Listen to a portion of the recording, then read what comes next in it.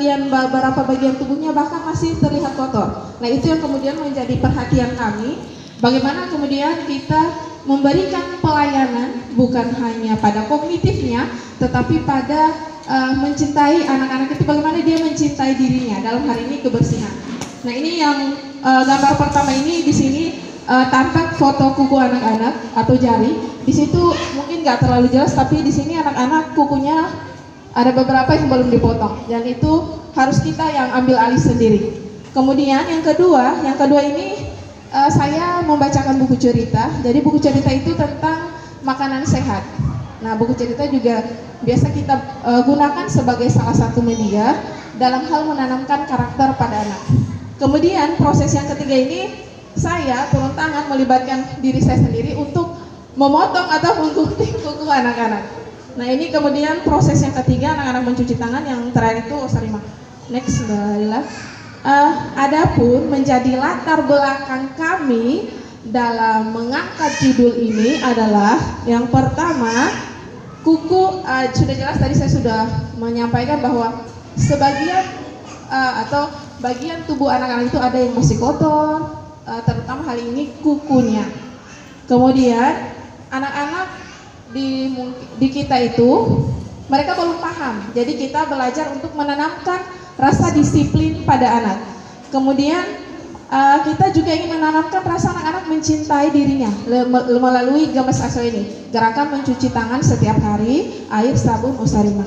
Kemudian kita ingin menanamkan pemahaman yang berkelanjutan. Jadi setelah anak-anak cuci tangan, kemudian membasuhnya menggunakan sabun, membilasnya, dan melap tangannya menggunakan kain lap atau Osarima, dia nanti bisa menyampaikan kepada orang tuanya. Jadi bukan hanya putus di sekolah, tapi nanti ada kegiatan berkelanjutan yang nanti bisa diterapkan di rumah.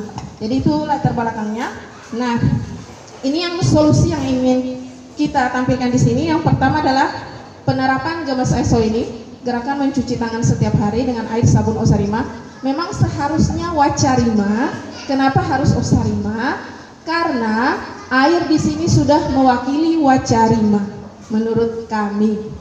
Kemudian kita ingin menanamkan disiplin dan mencintai diri. Disiplinnya bagaimana? Jadi jadi proses mencuci tangan itu bukan anak-anak setelah selesai menggunting, menempel, mewarnai dan lain sebagainya langsung cuci tangan, bukan. Jadi anak-anak itu sebelum cuci tangan kita ada lagu dulu. Nah, lagu itu sudah kita lampirkan di bagian lampirannya. Jadi ada lagu mencuci tangan. Kemudian kita kasih tahu apa sih pentingnya mencuci tangan. Nah, setelah itu anak-anak kita arahkan dan bimbing untuk kemudian bisa berdiri menunggu giliran, disiplin, yang kemudian diaktualisasikan dengan mencuci tangan pakai sabun, kemudian air. Kemudian terakhir itu setelah dibilas, anak-anak kemudian membersihkannya, mengeringkannya dengan menggunakan kain yang sudah kita siapkan, gitu.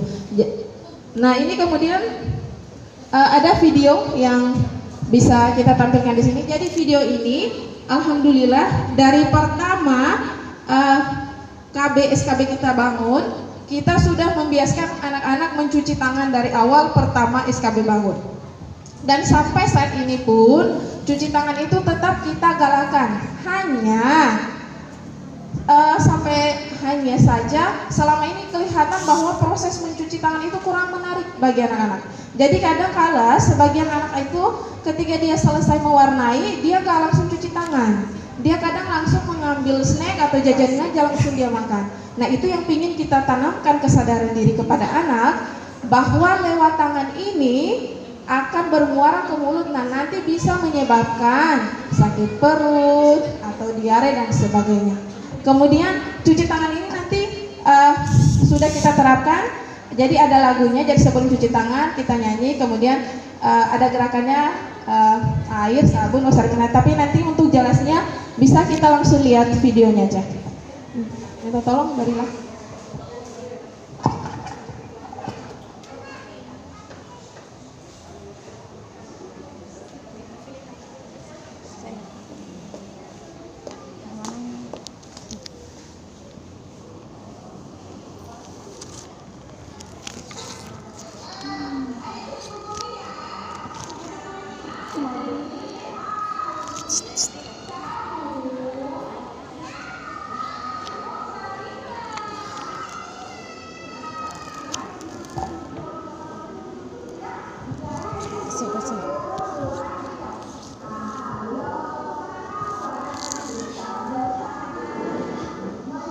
Mohon maaf, jadi video ini cuma 3 menit.